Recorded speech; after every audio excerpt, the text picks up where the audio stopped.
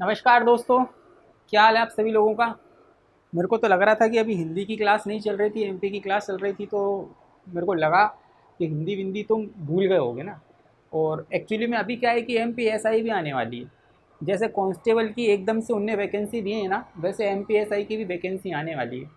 तो हिंदी, तो आप लोगों को पता है कि यहाँ पर हिंदी किस तरीके से पढ़ाई जाती है, क्या हिंदी के अंतर्गत पढ़ाया जाता है। और जो मैं पढ़ा रहा हूँ वो आप लोगों को एक्चुअली में हकीकत बात बताता हूँ, वो कहीं नहीं मिलेगा।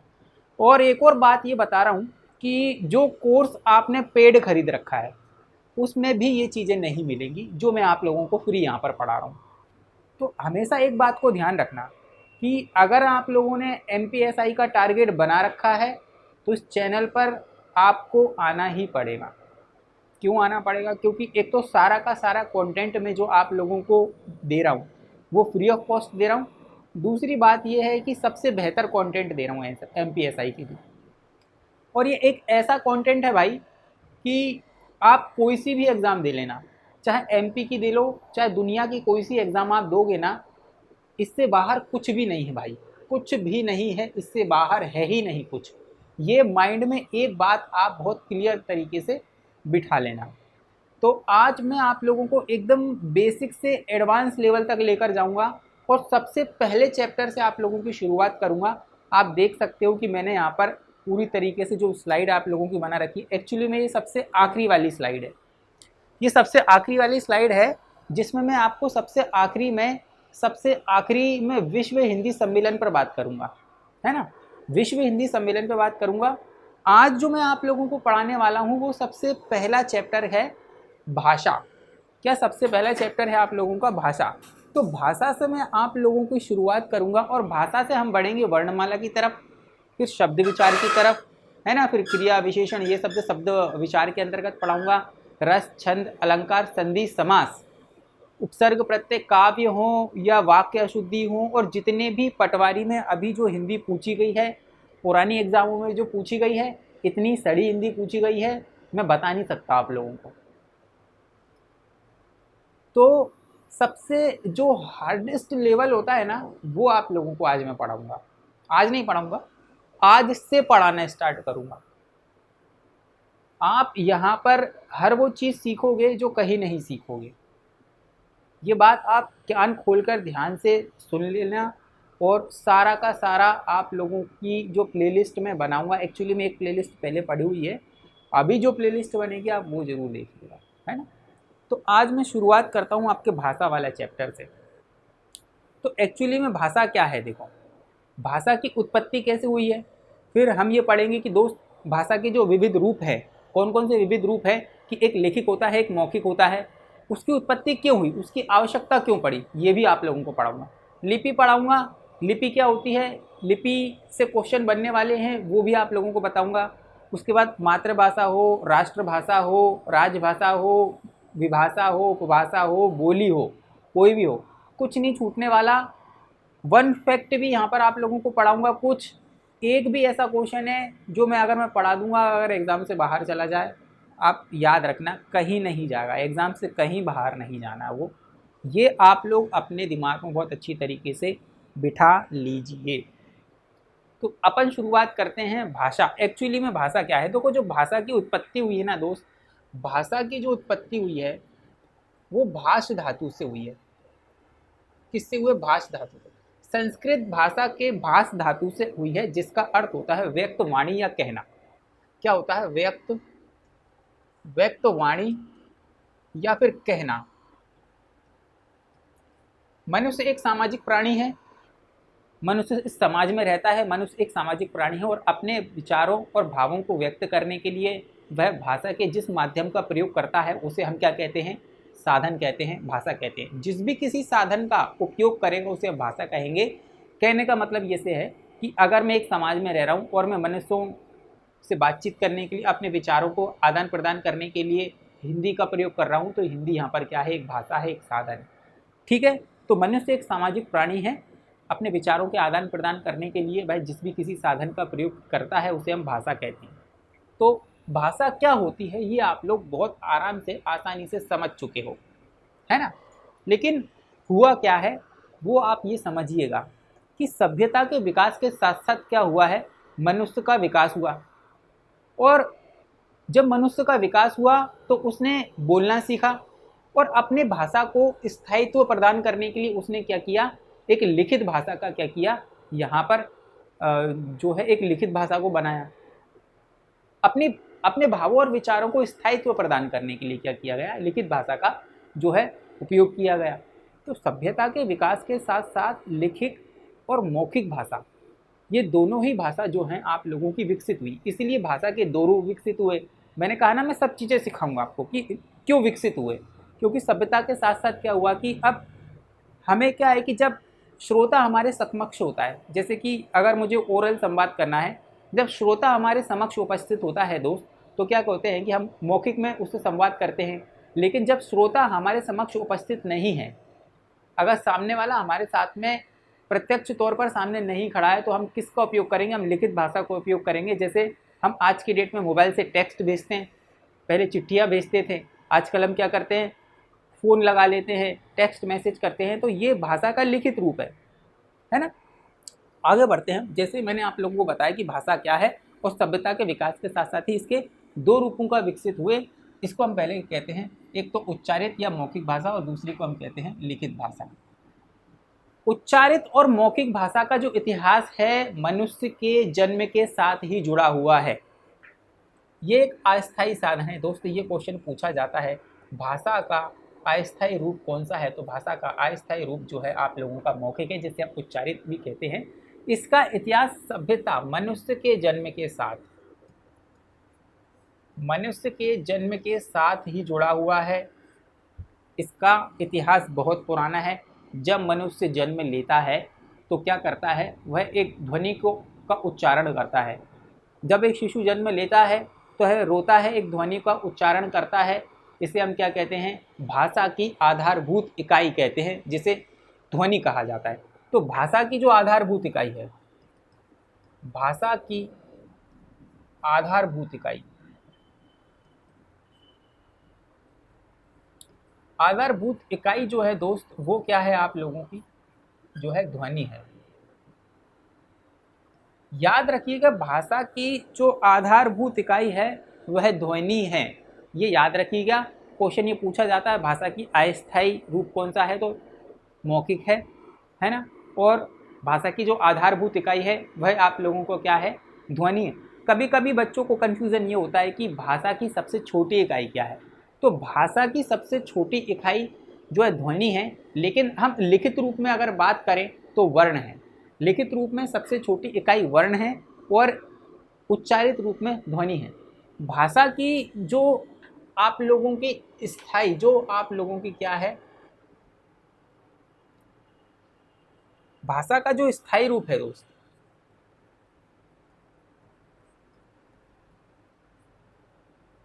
वह आप लोगों का लिखित है। ये क्वेश्चन पटवारी में पूछा गया था, भाषा का स्थायी रूप क्या है आप लोगों का, लिखित है। लेकिन क्या हुआ, इसका इतिहास जो है इतना पुराना नहीं है जितना पुराना आप लोगों का जो है उच्चारित या मौखिक का है। कहने का मतलब ये है कि जब मनुष्य को लगा होगा कि हमें अपने विचारों का आदान प्रदान करने के लिए या अपने भावों को एक स्थायित्व प्रदान करने के लिए किसी जो है साधन की ज़रूरत है, तो उसने क्या किया, लिखित भाषा को विकसित किया। इसीलिए ये भाषा की लिखित जो इकाई है वो, उसे हम क्या कहते हैं, उसे स्थायी जो रूप है उसे लिखित रूप में भी जाना जाता है ना।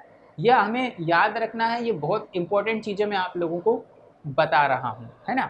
तो ये दो चीज़ें हमने देखी हैं, एक हमने देखा है मौखिक और एक हमने देखा है लिखित। ये दोनों ही चीज़ मैंने बता दी हैं कि भैया क्या है और यहाँ से क्वेश्चन किस तरीके से बनते हैं। अब हमें बात करना है लिपि की। जब हम लिपि की बात करते हैं भाई, तो एक्चुअली में लिपि होती क्या है ना। एक्चुअली में लिपि क्या होती है, ये हमें बात करना है। देखो, भाषा को लिखने के लिए जिन ध्वनि और चिन्हों का यूज़ किया जाता है, उपयोग किया जाता है, उसे हम क्या कहते हैं, लिपि कहते हैं। या हम ये भी कह सकते हैं कि भाषा को प्रकट करने के लिए, लिखने के लिए भी जिन्हीं किसी चिन्हों का यूज़ किया जाता है ना, जिन भी किसी चिन्हों का यूज़ किया जाता है, तो उसे हम क्या कहते हैं दोस्त, लिपि कहते हैं। याद रखिएगा, अगर ये सबसे इम्पोर्टेंट क्वेश्चन है, वो क्वेश्चन पूछता है कि लिपि एक्चुअली में क्या है। तो लिपि है भाषा को लिखने या प्रकट करने के लिए उपयोग होने वाले चिन्हों को हम क्या कहते हैं, लिपि कहते हैं। ये आप लोगों को बहुत आसान तरीके से याद रखना है। अब दूसरा पॉइंट, तो लिपि क्या है, लिपि चिन्ह है। दूसरा पॉइंट ये है दोस्त कि लिपि जो है आप लोगों की, लिपि का सबसे प्राचीन, सबसे जो प्राचीन प्रमाण है, सबसे प्राचीन प्रमाण सिंधु घाटी सभ्यता से मिलता है।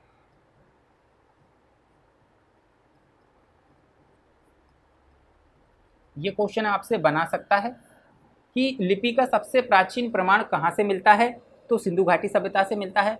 अगला पॉइंट ये है कि भैया जो आप लोगों की देवनागरी लिपि जो है, देवनागरी लिपि का जो आप लोगों का उल्लेख कहाँ पर मिलता है, सबसे पहले जो उल्लेख है वह कहाँ पर मिलता है, तो 8वीं शताब्दी के, 8वीं शताब्दी के गुजराती राजा जयभट्ट के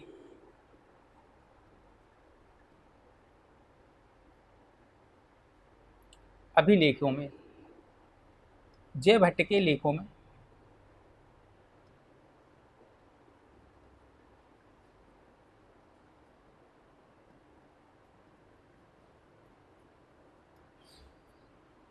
ये आप लोगों को याद रखना है। 3 से 4 पॉइंट जो मैंने बताए हैं। सबसे पहला, लिपि क्या है, चिन्ह है जिनसे भाषा को प्रकट किया जाता है, लिखा जाता है। दूसरा, लिपि का सबसे प्राचीनतम जो आप लोगों का जो है प्रमाण मिला है, सिंधु घाटी सभ्यता से मिला है। देवनागरी जो लिपि है और नागरी लिपि जो है उसका उल्लेख सर्वप्रथम कहाँ मिला है, 8वीं शताब्दी के राजा जयभट्ट के जो है लेखों में इसका उल्लेख मिला हुआ है। अगला जो है हमारा, जो हमारी देवनागरी लिपि है ना, उसका जो विकास हुआ है दोस्त, वो ब्राह्मी लिपि से हुआ है। ये एक आपको फैक्ट याद रखना है। तो ये 4-5 फैक्ट मैंने बताए हैं जो बहुत इम्पोर्टेंट हैं और क्वेश्चन यहाँ से अब आपसे पूछा जाएगा, तो याद रखिएगा। अब हम आगे बढ़ते हैं और हमें अब क्या देखना है, हमें क्या क्या देखना है इस चीज़ में कि हम क्या कर सकते हैं। देखो, अब विभिन्न भाषाओं को लिखने के कुछ लिपियाँ आप लोगों को याद रखना है। विभिन्न भाषाओं को क्या किया गया है कि अलग अलग लिपियों में लिखा जाता है। अलग अलग लिपियों में लिखने के लिए जो भाषाएं होती हैं उनकी एक लिपि होती है जिसमें इनको लिखा जाता है। जैसे आप लोगों को पता है हिंदी जो है हमारी देवनागरी लिपि में लिखी जाती है। क्वेश्चन कई बार आता है एग्जाम में कि हिंदी को किस लिपि के अंतर्गत लिखा जाता है। तो मैं यहाँ पर बहुत सारी आप लोगों की भाषाएं बताऊँगा और उनका बताऊँगा कि उन्हें किस लिपि में लिखा जाता है। सुनिएगा, सबसे पहले मैं बात करता हूँ आपसे हिंदी की, संस्कृत की, है ना, पाली, नेपाली, गुजराती, मराठी, कोंकणी। हिंदी हो, संस्कृत हो, पाली हो, नेपाली हो, गुजराती हो, मराठी हो, कोंकणी हो, ये सारी की सारी जो भाषाएं हैं वह कौन सी लिपि में लिखी जाती हैं दोस्त, तो ये लिखी जाती हैं आप लोगों की देवनागरी लिपि में। किस लिपि में लिखी जाती हैं, देवनागरी लिपि में लिखी जाती हैं। अब क्वेश्चन आपसे पूछेगा कि भाई गुजराती कौन सी लिपि में लिखी जाती है, मराठी कौन सी लिपि में लिखी जाती है, कोंकणी किस लिपि में लिखी जाती है, हिंदी किस लिपि में लिखी जाती है, संस्कृत किस लिपि में लिखी जाती है। सबकी सब जो लिपियां हैं दोस्त वो देवनागरी लिपि में लिखी जाती हैं। अब क्वेश्चन आपसे कुछ भी पूछ ले तो वो हम बता सकते हैं। सभी की सभी भाषाओं की जननी जो है उसे संस्कृत को कहते हैं। सभी भाषाओं की जो जननी जननी है दोस्तों वो आप लोगों की क्या है, संस्कृत है। अब आप देखेंगे कि मैं आपको ऐसी और इम्पोर्टेंट चीज़ बताऊंगा यहाँ पर, वो जो एग्ज़ाम में सटीक तरीके से एज इट इज़ आती हैं। अभी आप केवल लिपियों पर ध्यान दें। दूसरा आता है आपका पंजाबी लिपि।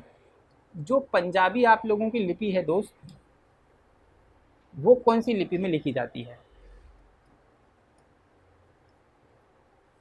वो लिखी जाती है आपकी गुरुमुखी लिपि में।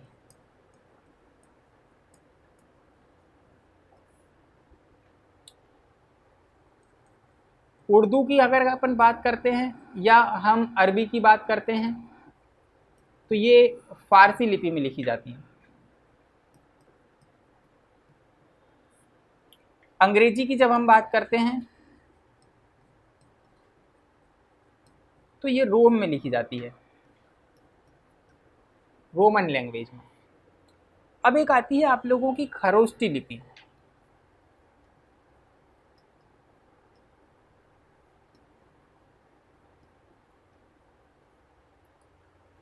तो जब हम हिंदी लिखते हैं तो कैसे लिखते हैं दोस्त? हम लिखते हैं आप लोगों का बाएं से दाएं, लेकिन जो खरोष्टी लिपि है आप लोगों का, वो दाएं से बाएं लिखी जाती है।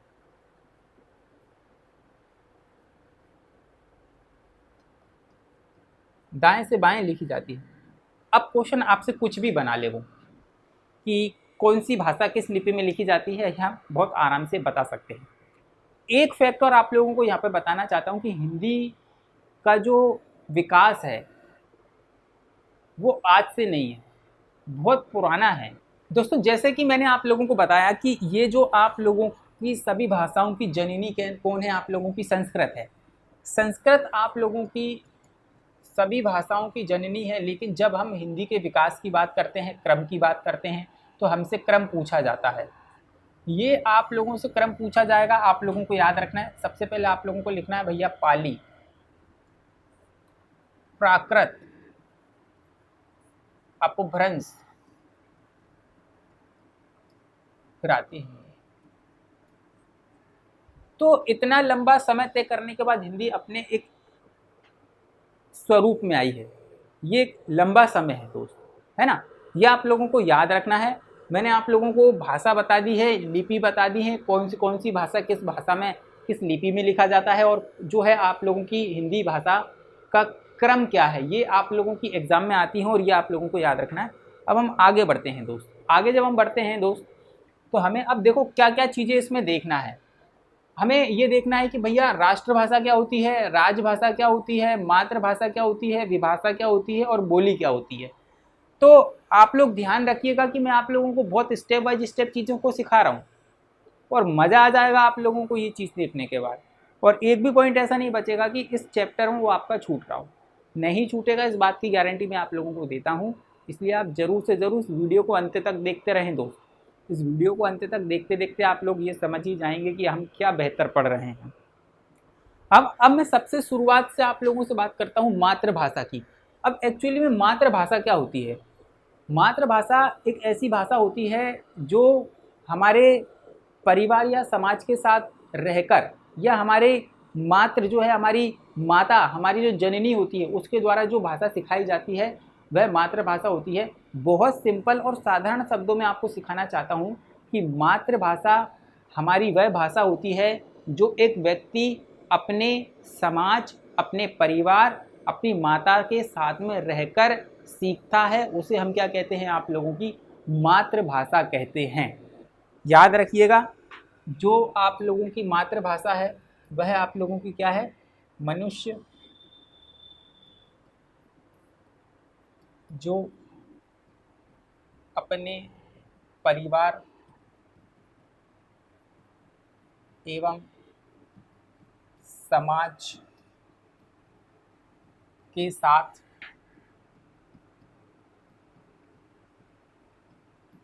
रहकर सीखता है, उसे हम मातृभाषा कहते हैं। अगर मैं आपसे कहूँ, हमारे भारत के अंतर्गत कई सारी मातृभाषाएं, लगभग 10,000 से ज़्यादा मातृभाषाएं ऐसी हैं जिन्हें 20,000 से ज़्यादा लोगों की जनसंख्या वाले लोग बोलते हैं। ऐसी जनसंख्या, याद रखिएगा कि अब मैं आप लोगों को वो चीज़ बताने वाला हूँ जो एग्ज़ाम में आने वाली है कि भाई ये हमसे पूछता है कि हिंदी का कौन सा क्रम है बोलने की दृष्टि से, ये पूछता है। सबसे पहले हम बात करते हैं कि भैया विश्व में बोलने की दृष्टि से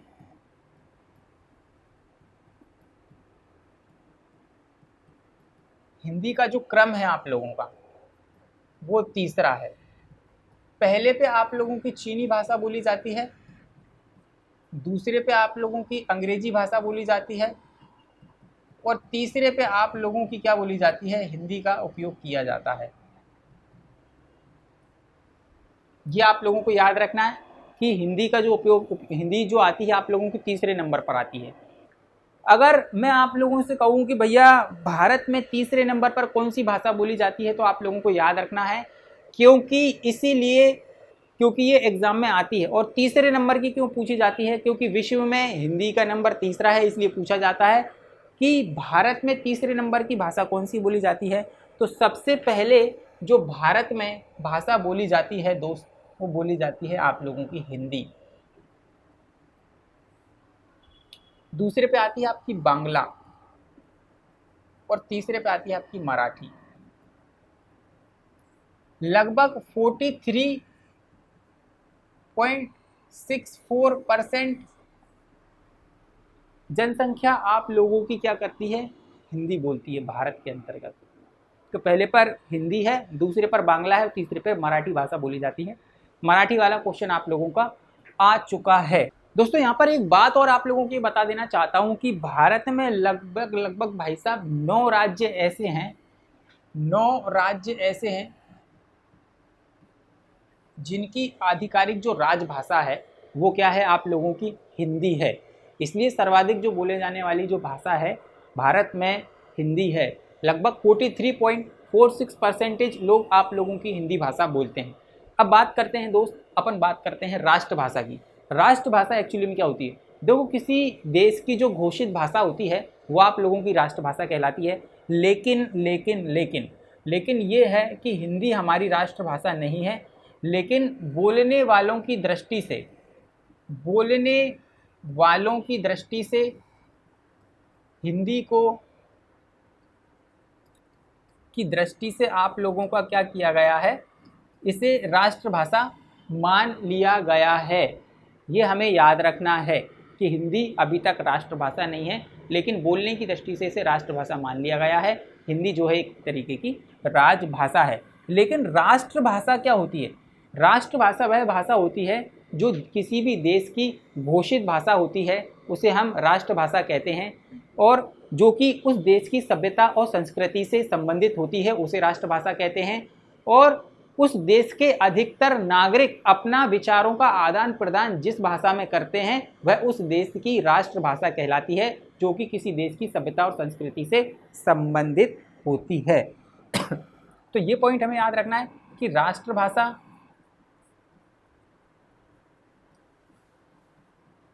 किसी भी देश की घोषित भाषा होती है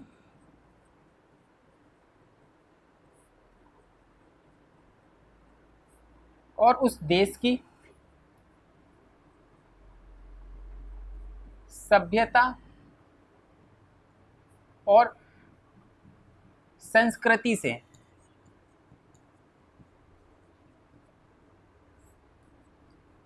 संबंधित होती है।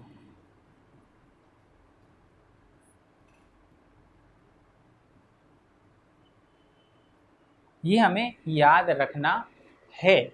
यहाँ से क्वेश्चन भयंकर तरीके से पूछा जाता है, जो कि आप लोगों को मैंने बताया है कि जिस भी किसी देश के अधिकतर लोग जिस भाषा में जो है क्या करते हैं, आप लोगों का आदान प्रदान करते हैं, कम्युनिकेशन करते हैं, राष्ट्रभाषा कहलाती है। चलिए हमने क्या देख लिया दोस्त, हमने मातृभाषा भी देख ली है, हमने देख ली है राष्ट्रभाषा की राष्ट्रभाषा क्या होती है।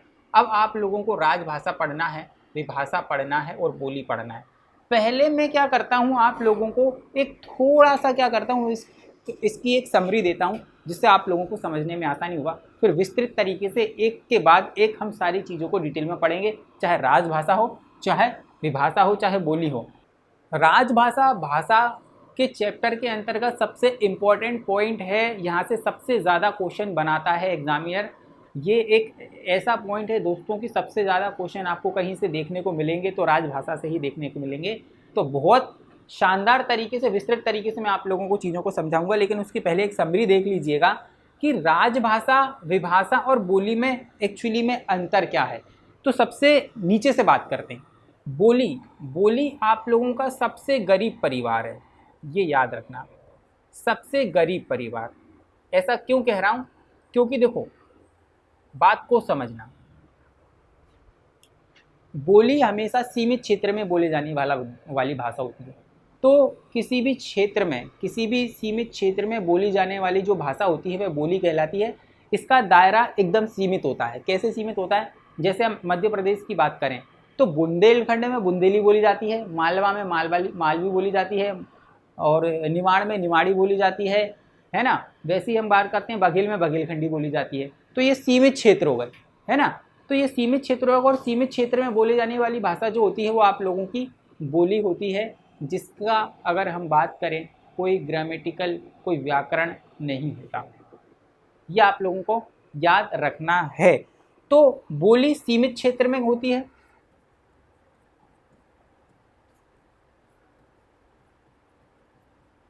सीमित क्षेत्र में बोले जाने वाली भाषा। विभाषा, जब बोली अपना दायरा थोड़ा सा विस्तृत कर लेती है तो वह विभाषा बन जाती है, याद रखना। तो इसे हम कह सकते हैं बोली का विस्तृत रूप। बोली का विस्तृत रूप क्या कहलाता है? आपका विभाषा कहलाता है। और विभाषा जब अपना दायरा बड़ा कर लेती है, एक पूरे राज्य में बोले जाने लग जाती है, तो वह राजभाषा कहलाती है। और राजभाषा किसी भी राज्य की घोषित भाषा होती है, जिसके अंतर्गत उस राज्य में उस भाषा से ही जितने भी सरकारी कामकाज होते हैं उसी भाषा में होते हैं। तो राजभाषा एक जो है किसी भी राज्य की घोषित भाषा होती है, जिसके सारे सरकारी कामकाज उसी भाषा के अंतर्गत किए जाते हैं। तो यहाँ पर मैंने आप लोगों को राष्ट्रभाषा समझा दी है, मातृभाषा समझा दी है, राजभाषा समझा दी है, विभाषा समझा दी है और बोली समझा दी है। चलिए आगे बढ़ते हैं। बहुत शानदार तरीके से आप चीज़ों को सीखना, बहुत मज़ा आएगा आप लोगों को। अब हम बात करते हैं राजभाषा की। मैंने कहा ना कि हर एक चीज़ को बहुत आसानी से, सिंपल तरीके से हर एक चीज़ को आप लोगों को समझा दूंगा। तो राजभाषा से बहुत सारे क्वेश्चन बनते हैं। यहाँ पर मैं आप लोगों को बताना चाहता हूँ कि राजभाषा किसी भी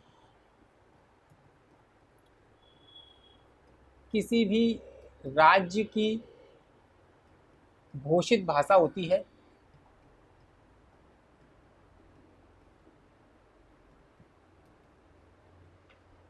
उस राज्य के अंतर्गत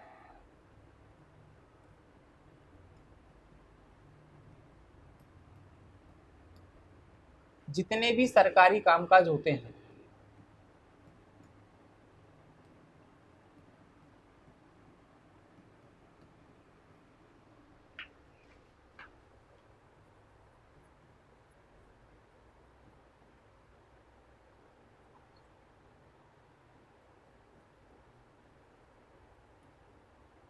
राजभाषा में होते हैं।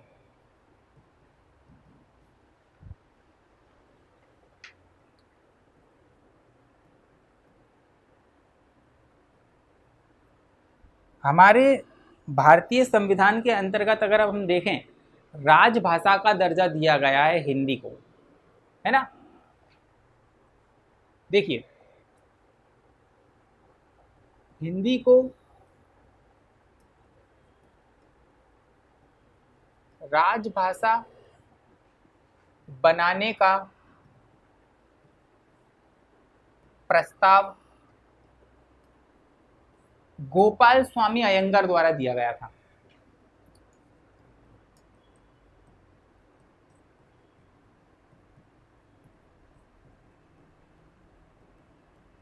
किसके द्वारा दिया गया था? गोपाल स्वामी अयंगार के द्वारा दिया गया था।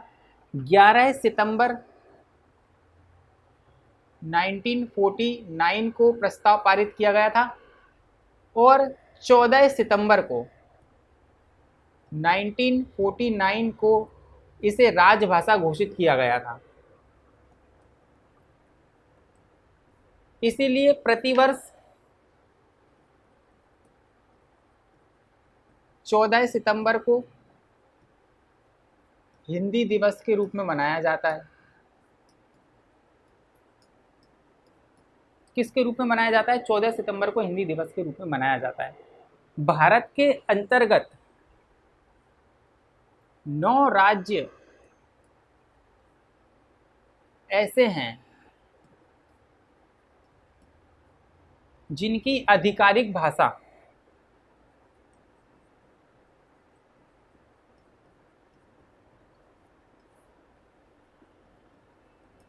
हिंदी है, याद रखना। और 2 केंद्र शासित प्रदेश,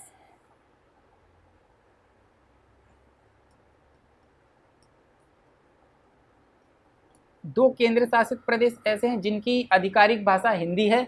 एक है आप लोगों का दिल्ली, और एक आता है आपका अंडमान निकोबार द्वीप।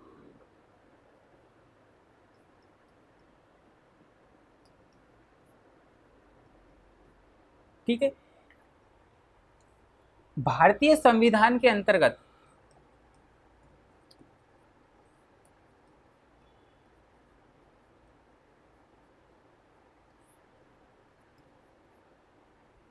भाग 17 में अनुसूची 8 में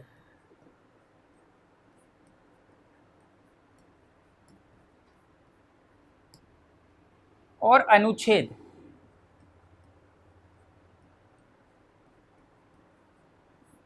343 से लगाकर 351 तक राजभाषा संबंधी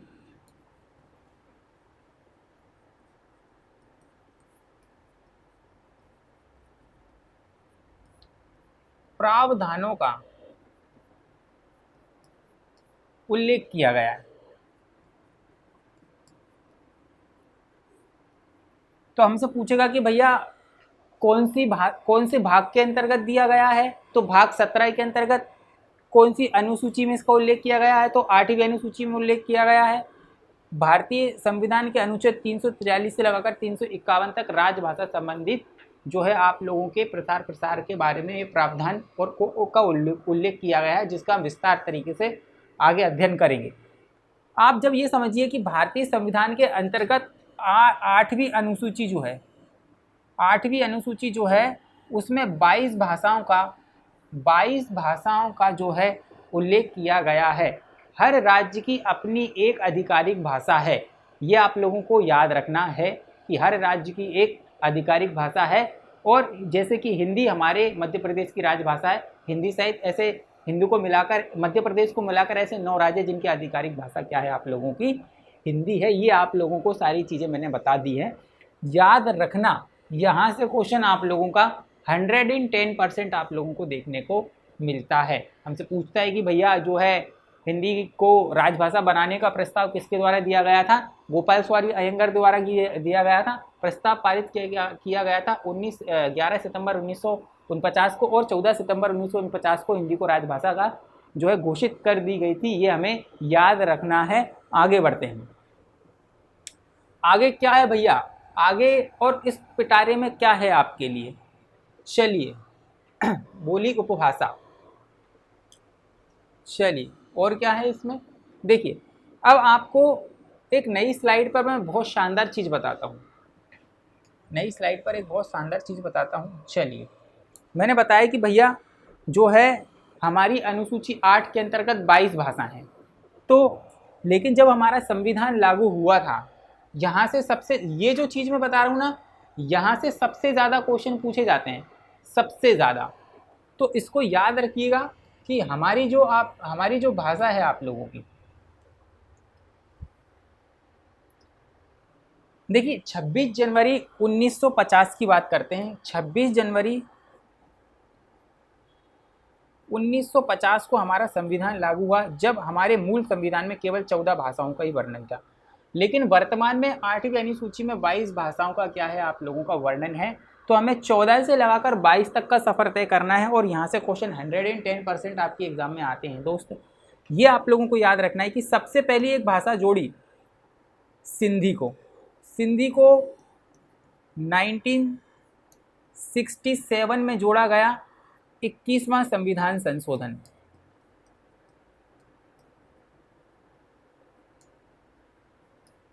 उसके बाद 3 भाषाओं को जोड़ा गया। कौन सी 3 भाषाओं को जोड़ा गया? जोड़ा गया आप लोगों का कोंकणी, मणिपुरी और नेपाली। इसकी ट्रिक है नमक। नमक से याद रखते हो। तो ये जो संशोधन किया गया था आप लोगों का, जो है आप लोगों का वर्ष 1992 में किया गया था, और 71वां संविधान संशोधन।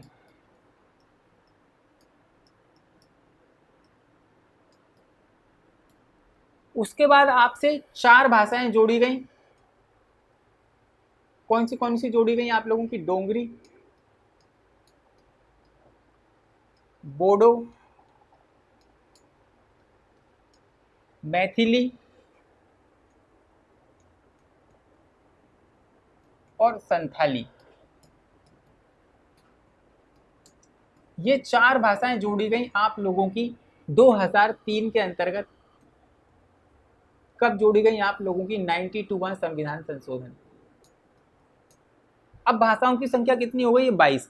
अब देखो दोस्त, इसको आप याद रखते हो डीवीएमएस से। डीवीएमएस इसकी ट्रिक है, इससे याद रख सकते हो। इसकी ट्रिक है नमक, चाहे आप लोग इससे याद रख सकते हो KMN। शब्दों को आप हेर फेर कर सकते हैं, आपके हिसाब से आप कुछ भी चीज़ बना सकते हो। तो देखिए हमने क्या किया है भैया, 14 से लेकर 22 तक का सफ़र तय किया है। 14 से लेकर हमने 22 तक का सफ़र यहाँ पर तय किया है। और क्वेश्चन किस तरीके से बनाएगा भैया कि कोंकणी को कब जोड़ा गया? कोंकणी को जोड़ा गया 1992 में 71वां संविधान संशोधन के थ्रू जोड़ा गया।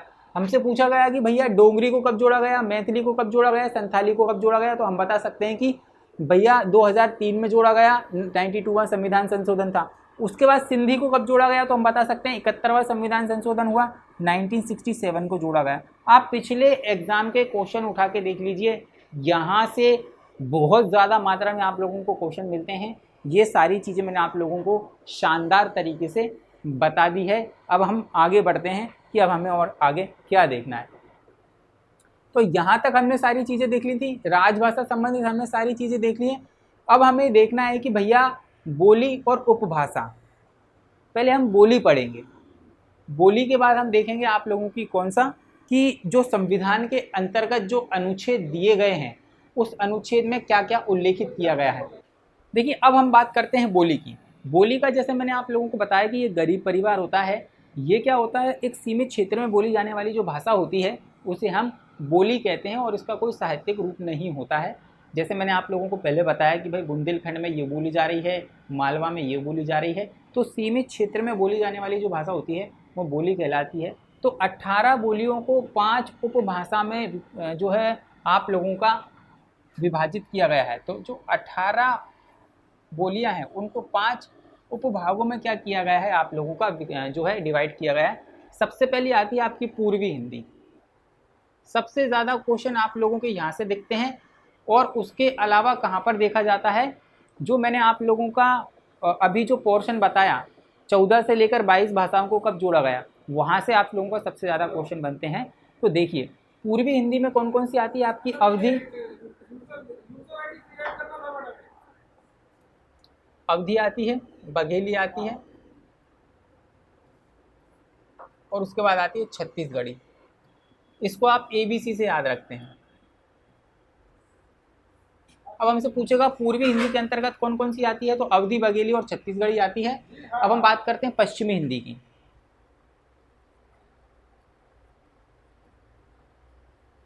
पश्चिमी हिंदी के अंतर्गत कौन कौन सी आती हैं आपकी? ब्रज,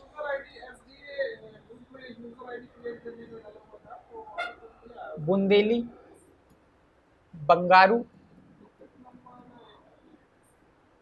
आती है आपकी, एक कन्नौजी, और एक आती है आपकी खड़ी बोली। खड़ी बोली को हम कौरवी के नाम से जानते हैं, और बंगारू को हम हरियाणवी के नाम से जानते हैं। ये याद रखना है कि भैया पश्चिमी हिंदी के अंतर्गत कौन कौन सी आती हैं, तो 5 आती हैं। इसके अंतर्गत 3 आती हैं, ये हमें याद रखना है। पूर्वी के अंतर्गत अवधी, बघेली और छत्तीसगढ़ी आती है आप लोगों की। और उसके बाद पश्चिमी के अंतर्गत कौन कौन सी आती है? ब्रज आती है, बुंदेली आती है, बंगारू आती है। अब क्वेश्चन ये आता है दोस्त आपका कि जो बंगारू है उसे अन्य किस नाम से जाना जाता है? तो अन्य किस नाम से जाना जाता है? हरियाणवी के नाम से जाना जाता है। क्वेश्चन ये आता है कि भैया खड़ी बोली को और किस नाम से जाना जाता है? तो कोरवी के नाम से जाना जाता है। अब आती है आपकी राजस्थानी, राजस्थानी हिंदी। तो इसमें कौन कौन सी आती है आपकी? मालवी, मेवाती, मारवाड़ी और एक आती है आपकी जयपुरी। ये सारी, ये 3 जो आती हैं आप लोगों की 4, ये राजस्थानी के अंतर्गत आती है। अब बात करते हैं हम, देखो 1 हो गया, 2 हो गया, 3। अब आती है आप लोगों की बिहारी हिंदी। इसके अंतर्गत 3 आती हैं, मगही, मैथिली और भोज। 5वीं आती है आपकी पहाड़ी हिंदी। पहाड़ी के अंतर्गत 3 आती हैं आपकी, गढ़वाली,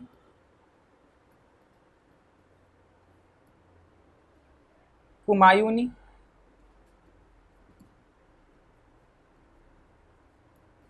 और मलयाली।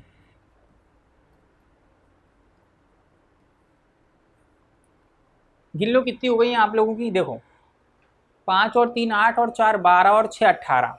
मैंने आप लोगों को यही तो बताया था कि भाई 18 जो बोलियां हैं उन्हें 5 उपभाषाओं में वर्गीकृत किया गया है। जॉर्ज ग्रियर्सन के अनुसार 18 बोलियों को 5 उपभाषाओं में क्या किया गया है, जो है डिवाइड किया गया है। क्वेश्चन आपसे कैसे पूछेगा? क्वेश्चन आपसे पूछेगा कि भैया मगही जो है किस उपभाषा के अंतर्गत आती है? तो हम बता देंगे भैया बिहारी के अंतर्गत आती है। हमसे पूछेगा मलयाली किस उपभाषा के अंतर्गत आती है? तो हम बता देंगे पहाड़ी के अंतर्गत आती है। सबसे ज़्यादा पूछा जाता है आप लोगों का पूर्वी पश्चिमी। देखो क्वेश्चन तो सबसे ही आते हैं आजकल, बेहद शानदार शानदार क्वेश्चन बना रहा है, क्योंकि पेपर बहुत ज़्यादा बन रहे हैं। पेपर बहुत ज़्यादा बन रहे हैं तो कोई सा भी क्वेश्चन उठा के कहीं से भी पूछ लेता है वो। हमें अगर ये चार्ट याद है तो हम किसी भी क्वेश्चन का आंसर उसका दे सकते हैं। अगर हमें चार्ट याद नहीं है तो हम कहीं ना कहीं चीज़ों को लेकर फंस जाएंगे। ये आप लोगों को ध्यान रखना है। मैंने इतने सारे चार्ट बनवाए क्यों? देखो इतने सारे चार्ट आप लोगों को बनवाए इसीलिए हैं कि भैया चीज़ों को समझने में आसानी हो। अब देखो ये चार्ट मैंने इसलिए बनवाया है कि यहाँ से चीज़ें पूछी जाएंगी। फिर हम आगे बढ़ते हैं। देखो यहाँ पर भी ये सारी चीज़ें हम बता सकते हैं कि भैया विभिन्न भाषाओं को लिखने की लिपि क्या है, तो मैंने आपको एक चार्ट बनवा दिया। उसके बाद आगे बढ़ते हैं भैया मातृभाषा, राष्ट्रभाषा, विभाषा, बोली, उपभाषा, इन सबको बहुत शानदार तरीके से चीज़ों को समझा दिया। उसके बाद राजभाषा के अंतर्गत मैंने आप लोगों को सारे के सारे जो फैक्ट बनते हैं वो सारी चीज़ें मैंने बता दी हैं। उसके बाद भाई आप लोगों का अनुच्छेद पर हम बात करेंगे। अनुच्छेद के बाद मैंने आप लोगों को उपभाषा और बोली सारी चीज़ें बता दी हैं। अब हम बात करते हैं भैया यहाँ से बनने वाले जो 1 फैक्ट हैं वो कौन कौन से हैं। अनुच्छेद में आपको सबसे लास्ट में करवाऊंगा, क्योंकि अनुच्छेद ऐसे 2-3 हैं जहाँ से क्वेश्चन बनते हैं, लेकिन मैं सारे के सारे आप लोगों को करवा दूंगा। आप ये देखिएगा कि यहाँ से बनने वाले जो 1 फैक्ट हैं वो कैसे हैं। भैया यहाँ पर लिखा हुआ है हिंदी शब्द का किसका दिया हुआ है, तो हिंदी जो शब्द है ना दोस्तों वो आर्यों का दिया हुआ है। अब क्वेश्चन आपसे पूछेगा कि हिंदी शब्द किसका दिया हुआ है, तो आर्यों का दिया हुआ है। दूसरा आप लोगों का फैक्ट ये निकल कर आता है कि हिंदी का पहला उपन्यास कौन सा है, तो भैया हिंदी का पहला उपन्यास है परीक्षा गुरु, और इसको लिखा था लाला श्रीनिवास ने।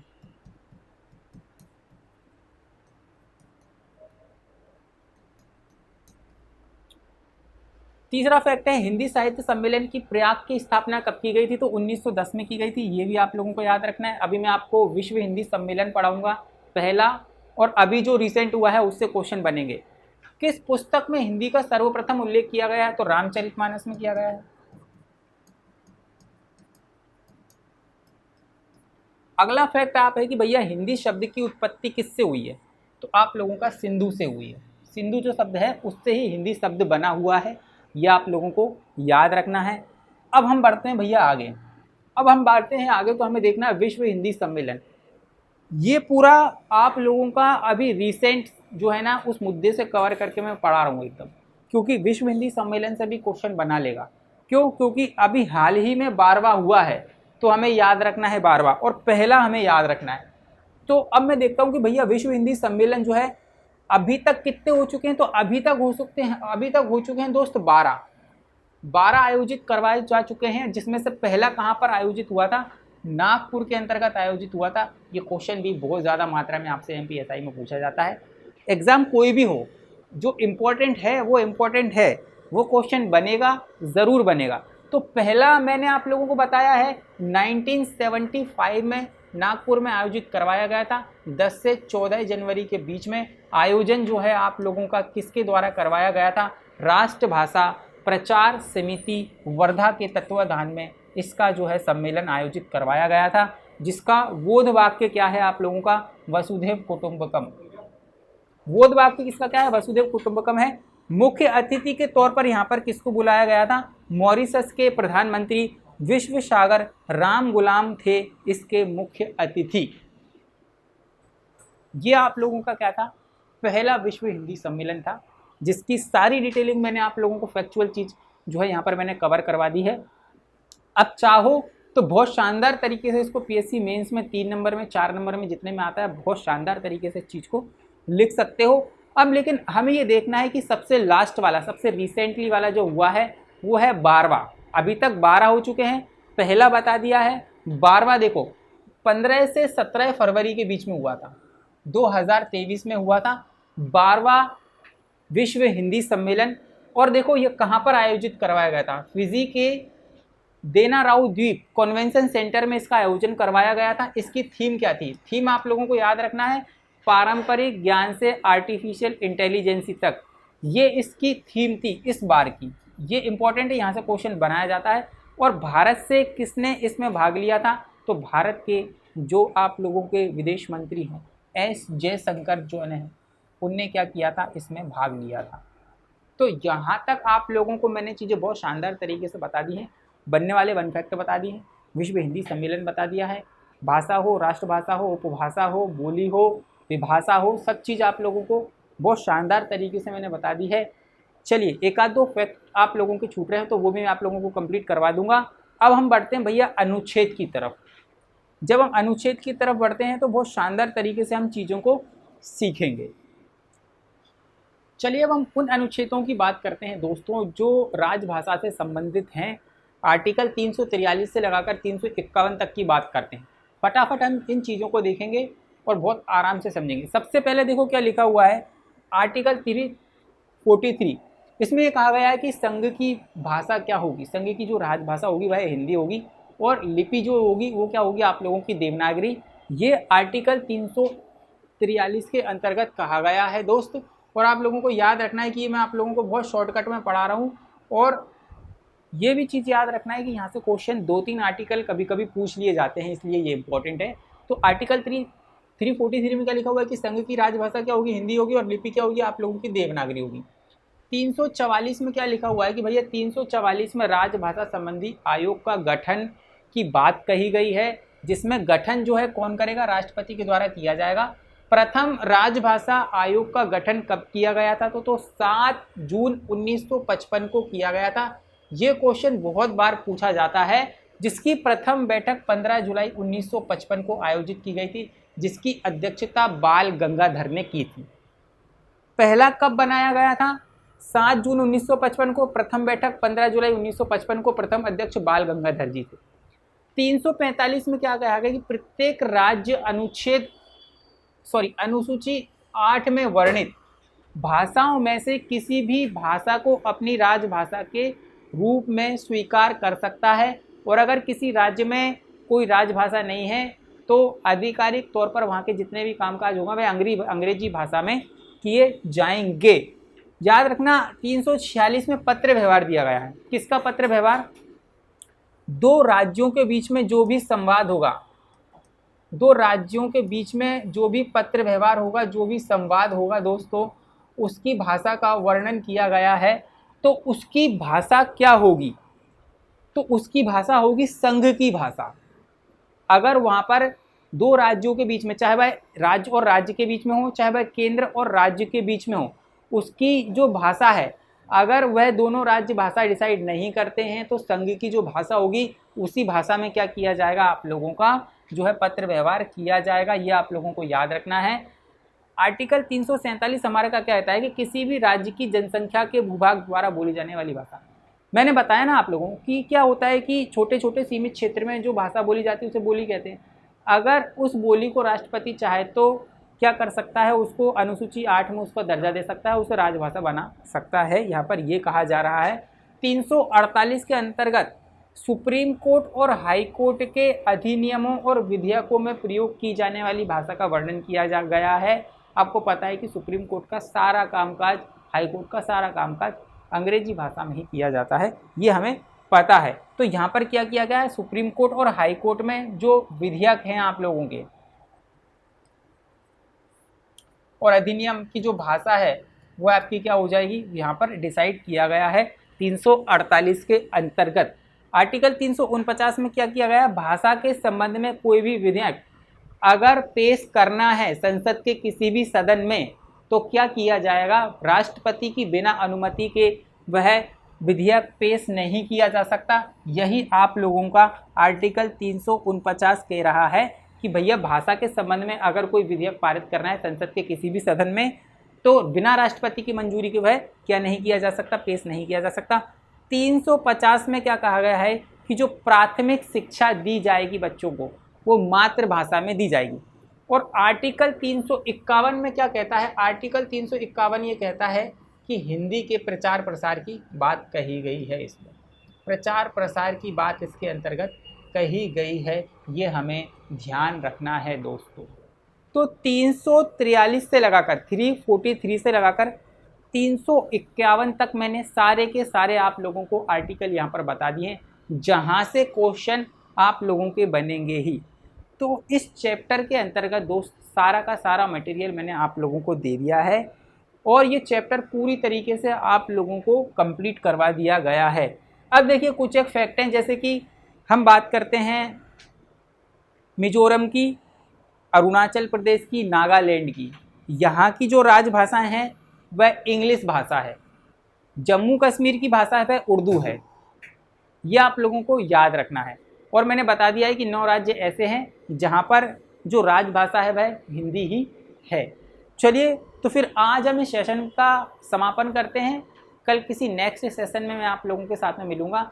अगला जो हमारा चैप्टर होगा वो इसी से जुड़ा होगा। अब हम वर्णमाला पढ़ेंगे। वर्णमाला के बाद मैं आपको सीधा संधि पे ले चलूँगा, क्योंकि जब तक हमें वर्णमाला नहीं याद है तब तक हम संधि नहीं सीख पाएंगे। तो फिर मुझे दीजिए इजाज़त, फिर मिलता हूँ कल आपसे। वर्णमाला पढ़ेंगे हम लोग। तो संपूर्ण एकेडमी के यूट्यूब चैनल को ज़रूर से ज़रूर सब्सक्राइब करें और बेल आइकन को दबाना बिल्कुल भी ना भूलें। धन्यवाद और जय हिंद।